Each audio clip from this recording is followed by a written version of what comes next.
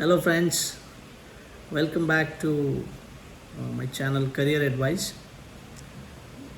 Yesterday, we discussed on different career opportunities for 12th grade students. We spoke about engineering, we spoke about commerce, we spoke about humanities, we spoke about specializations in BCA, hospitality, aviation. Today, what I will do is I will quickly give you some insights on career options in the engineering domain as such. Now, before getting into the different branches of engineering, different specializations being offered at engineering colleges, I think it's important for all of us to understand one basic point about the different certifying bodies when it comes to an engineering degree. Now, there are universities at multiple levels. There are central universities, there are state universities, there are state private universities, there are autonomous bodies, there are deemed universities. So, it's very important for us to understand the difference before, as a student or as a parent, we would want to take a call on where to admit our child into. The topmost in the list are nothing but your IITs. Now, IITs are directly controlled by the Ministry of Education, Government of India, and they come under the Central University Act. So, that is one sector where people write exams to get into IITs and all that. The second set of universities are, which we are more familiar with, are the state universities. Now, when I talk about state universities in the state of Karnataka, VTU, Vishveshwaraya Technological University, is the state university where majority of the engineering colleges offer an engineering degree called Bachelors of Engineering, BE. The third set of universities that are mushrooming today are the state private universities and deemed universities or deemed to be universities. Now, state private universities are universities which are run privately under the State University Act. Now, to give you a typical example and make these three sects very clear in terms of offering, let me talk about Dayanand Sagar institutions, which I am a part of. Now, Dayanand Sagar institutions per se has different campuses where there are different engineering programs being run. Now, we have Dayanand Sagar College of Engineering, which is a VTU autonomous campus. We have Dayanand Sagar Academy of Technology and Management, which is VTU affiliated and is 100% VTU. Dayanand Sagar University is a state private university. The difference being the certificate that a student would get at the end of the program would be a Dayanand Sagar University and not a VTU university.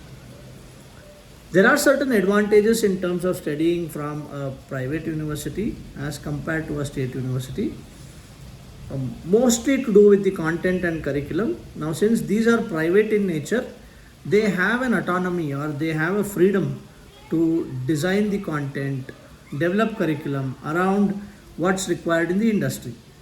But then there's also a negative side to the whole thing, because in case a student wants to pursue a master's degree, certain countries do not accept a state university, do not accept a private university degree.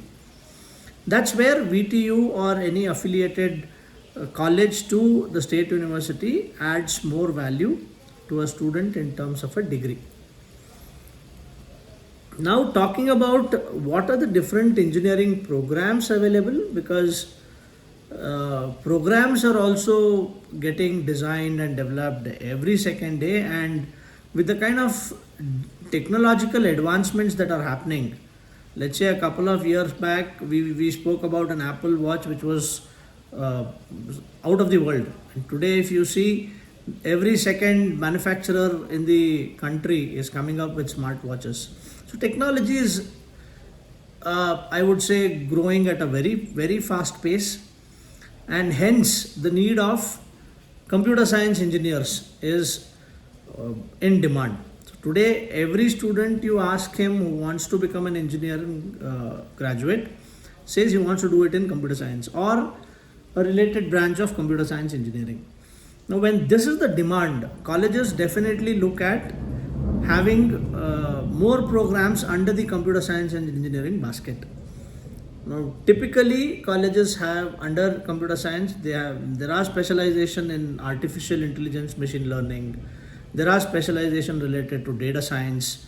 There are specialization related to cyber security. There are specialization related to computer science and design. There are specializations in the field of, let's say, you talk about information security management services. So there are a lot of specializations that are coming up under computer science engineering. That is one field of study. Now there are a lot of similar fields. Let's say you talk about information science engineering. Information science engineering is more or less similar to computer science engineering. In fact, in the state syllabus, if you look at it, there are hardly 2 or 3 subjects that are different compared to computer science engineering as a subject or as a branch. Apart from this, if you look at the core traditional engineering branches, civil, mechanical, electrical, electronics and communication, or you look at architecture, BArch, for which again NATA becomes a mandate. So those are the core engineering branches where your concepts of engineering are being taught, and that is where I think those branches still have a deep root in the system of engineering. Computer science today we are talking about AI, tomorrow there will be something else. So your core engineering concepts have to be strong when you look at getting into an engineering program. Now coming to who can apply, every 12th standard science pursuing graduate can apply for an engineering, but then he or she needs to have some basic eligibility in terms of, I would not say from a technical eligibility, because they are doing PUC science they can get in, but then the passion, the interest that they have to do engineering, it should not be a peer pressure that I get into engineering. Engineering is not an easy task, because engineers build the nation, and which means to say that the core concepts that an engineering student studies at a basic level have to be very strong. Physics, mathematics have to be strong. The student should really have passion in these 2 subjects. Then he can pursue a career in engineering. How do I get into engineering? If you are you are a student in the state of Karnataka and you are eligible to take the common entrance test, it's called Karnataka CET exam. You need to get that CET exam written. The marks of CET and your 12th marks, an average is taken, and there is a ranking which is given to you by the Karnataka Education Authority.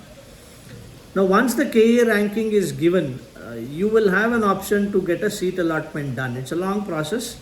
Maybe one of my videos further I will talk exclusively about the process involved in terms of conducting a Karnataka CET exam. So KCET is one mode for you to get admission into engineering. Comet K is another exam which is for the non-Karnataka students to get into Karnataka colleges in Karnataka to do engineering. And definitely there is a direct admission which happens at the campus based on certain eligibility criteria defined by the respective college. So these are a few pointers in terms of what engineering, how engineering, why engineering, and how do you actually build a career for yourself in the engineering line. It's a 4-year program, as we all know. The first year is going to be very generic and common. Second year onwards is what you get into specialization of your choice. Electronics and communication, civil engineering, mechanical engineering, electrical and electronics engineering, all these branches have equal job opportunities in the market. But then companies are looking at each of these branch students to have some basic knowledge about the IT in terms of, because anybody who wants to get into a mechanical field, or let's say civil engineering, technology is developing and improving there as well.